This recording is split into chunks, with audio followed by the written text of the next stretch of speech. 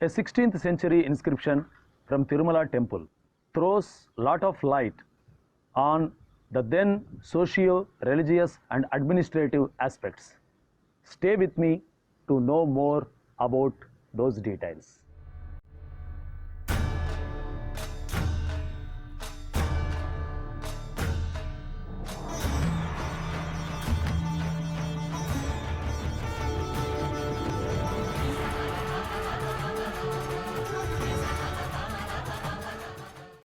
In the Shaka year 1446, in the bright half of Phalguna month, on 12th day, Sri Vyasaraja Tirtha, popularly known as Vyasarayaru or Vyasaraja Swamy, made a huge donation to Sri Venkateshwara Swamy temple at Tirumala. How huge was this donation? Let us get those details now. This episode is about an interesting and inspirational inscription issued by Sri Vyasaraja Tirtha. Before getting into the intriguing details of his inscription, here is a brief introduction to this great saint.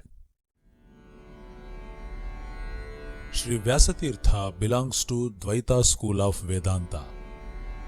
He has come in the parampara of Sri Madhvacharya, one of the three acharyas who shaped up the philosophical landscape of medieval India.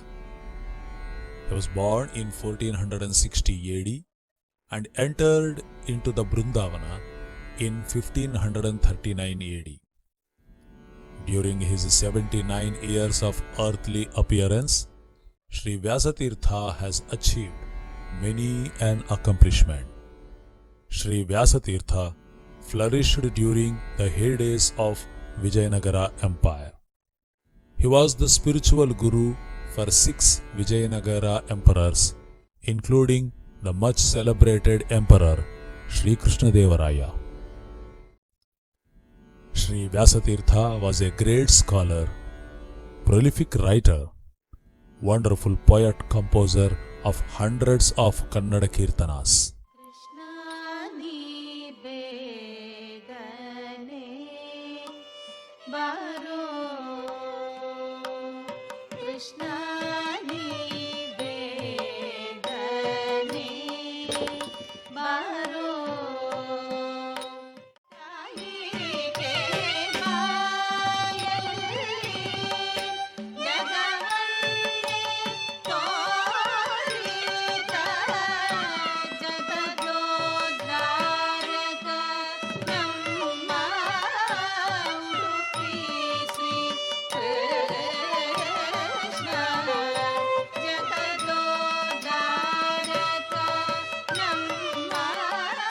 Sri Vyasaraja Tirtha's greatness does not confine to the philosophical sphere, but also encompasses the worldly affairs as well.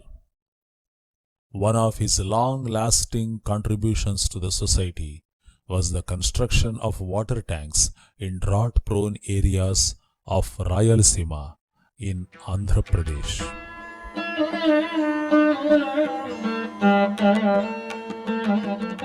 Sri Vyasaraja Tirtha's another notable involvement in the welfare of the society was permanently etched on the walls of Tirumala temple.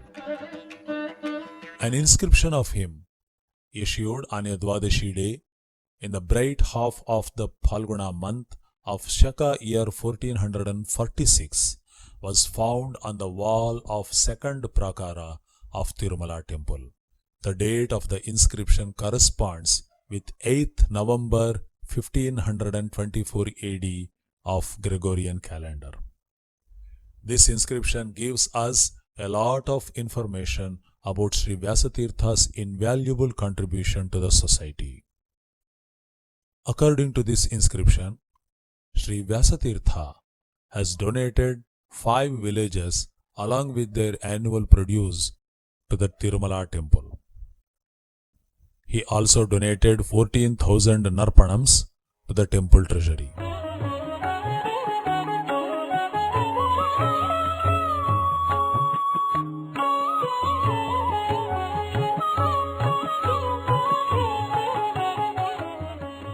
Narpanam was the official currency of Vijayanagara Empire. Sri Vyasatirtha donated 14,000 gold narpanams to Tirumala temple treasury. One narpanam weighs around 3 grams approximately. Thus, Sri Vyasatirtha donated nearly 5 kgs of gold in the form of coins. In addition to this deposit of huge sum of cash, Sri Vyasatirtha handed over 5 villages which were donated to him by Vijayanagara emperors. He decreed that the annual income of these villages shall be made over to the treasury of Tirumala temple. He also stated that several food items must be offered to both Sri Venkateshwara and Sri Govindaraja Swamy on specific days of the year. Based on the wish expressed by Sri Vyasatirtha, the Tirumala temple trustees arrived at 345 days of food offerings in a given year.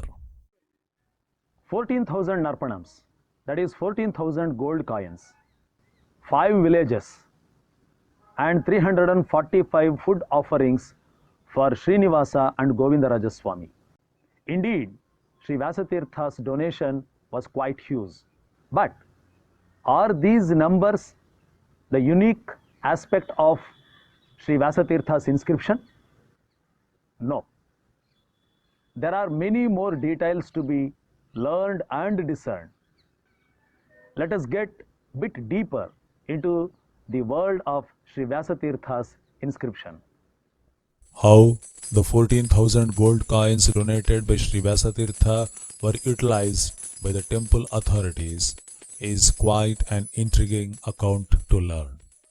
In the inscription, the Sthanatars or temple administrators have stated on record that this sum of 14,000 panams shall be spent for the excavation of tanks and channels in the temple villages.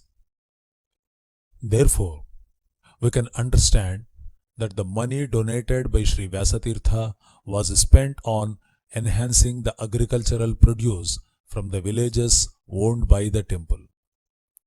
With the money given by Sri Vyasatirtha, the temple management has dug water tanks, constructed irrigation channels, and brought the uncultivated lands under cultivation.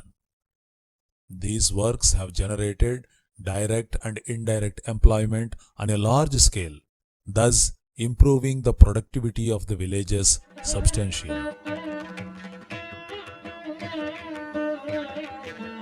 Thus, Sri Vyasatirtha has played his role in creating a welfare state where people are gainfully employed and the tradesmen get their businesses running smoothly throughout the year.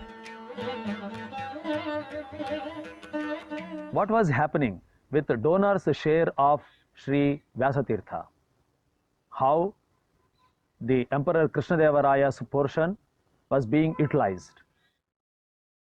As the cash deposit of Sri Vyasatirtha was successfully generating employment, his food offerings on 345 days in a year were delivering another splendid service to the society.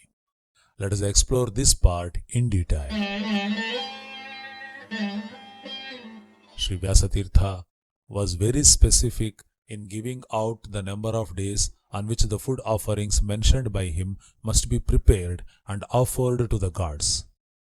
96 days of 8 Brahmotsavams, 20 days of summer festival, 24 days of Adhyayana Utsavam, 12 Masa Sankramanas, and many such occasions were chosen by Sri Vyasatirtha for making the food offerings. Thus, 345 daily offerings were arrived at by the temple management. Sri Vyasatirtha made arrangements to pass on some benefits to the stakeholders of the temple management, staffs, and suppliers of various goods and services. To this effect, Sri Vyasatirtha decreed that the temple administrators, archakas, and temple staff such as accountant, etc., can take a certain portion of the food offerings as a reward from the donor.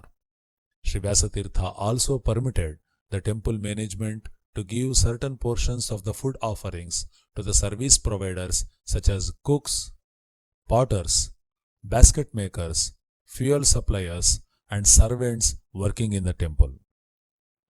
So, not just the priests and temple managers, skilled professionals like basket makers, cooks, garland makers, and fuel suppliers, and many other such skilled professionals were getting benefited by Vyasatirtha's donation.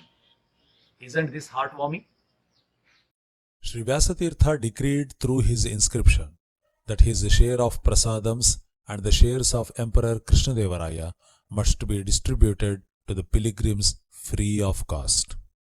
He advised the temple managers to distribute his share of prasadams to the pilgrims through the food distribution centers operated by the temple at Tirumala. He also ordered the staff of Vyasaraya Matham at Tirupati to distribute his share of prasadams received from Sri Govindaraja Swamy temple. Likewise, Sri Vyasatirtha ensured that the pilgrims who came to Tirumala and Tirupati after a strenuous journey are fed well. Sri Vyasatirtha's inscription at Tirumala temple throws a lot of light on how the state, the temples, and the religious institutions such as mathams were working together to improve public works and social welfare. The construction of water tanks, digging of canals and channels, bringing the wastelands under cultivation, effected by the money donated by a saint, unmistakably points out as to how the elite classes of those times were showing concern for the downtrodden. The free food distribution effected by Sri Vyasatirtha and Krishnaraya from their shares exemplify that the state and the religious entities were not oblivious and unconcerned with the needs of the citizens of the empire. The big takeaways from Sri Vyasatirtha's inscription are like this. 1. In those days, temples were autonomous and independently managed by a board of trustees. These trustees were not only managing temples, but they were also managing many villages which have been donated as Devadanam to the presiding deity by many donors. Cash deposits received by the temple were being invested on many public welfare activities such as irrigation, cultivation, and repairs and maintenance of water bodies, etc. Likewise, the temples were not only offering spiritual solace to the people, but they were also generating employment on large scale. Sri Vyasatirtha's Tirumala inscription lets us know that our ancestors were not religious bigots or fanatics. Instead, they had a great civic sense and sensibility towards the needs of the society. Sri Vyasatirtha, through his Tirumala inscription, brought social, religious, and economical fronts together and fused them beautifully. Let us offer namaskarams to Sri Vyasatirtha, who showed the real path in building a noble welfare state.